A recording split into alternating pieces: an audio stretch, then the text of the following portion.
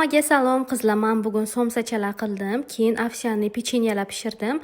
Moshoba qildim, moshli sho'rva. Kelinglar, hammasini birga pishiramiz.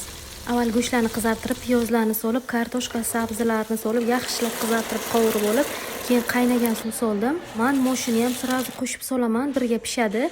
Keyin nachinka tayyorlab, somsalarimni duxovkaga yubordim. Somsani ustiga surtgan tuxumim o'sha qolgan edi, ozgina shakar bilan aralashtirdim.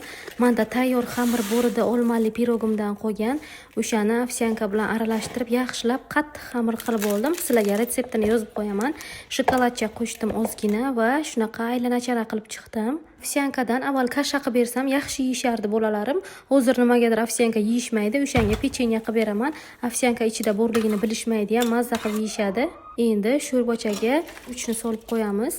Guruch tez pishadi. Bilasizlar, oxirida qo'shib qo'ydim. Pechenyalarim ham pishib chiqdi. Endi sho'rbochalarimni chiroyli qilib suzib, hammasini ustalarimga olib boraman. Obed qilganimizdan keyin ana shu nonlarim hammasi yana qolib ketdi. Ustalarim umuman non yemaylar. Non nimaga kam berasiz deysizlar qizlar, ko'rdingizlarmi? Umuman yeyishmaydi. Men bularni keyin hammasini o'g'illarimga suxari qildim. Yo'qni katta baklashkaga qo'shganimga qaramanglar, shoshib o'tirgan edim. Bozor ketishim kerak edi. Men shunaqa qilib suxarilarni ham duxovkaga solib oldim.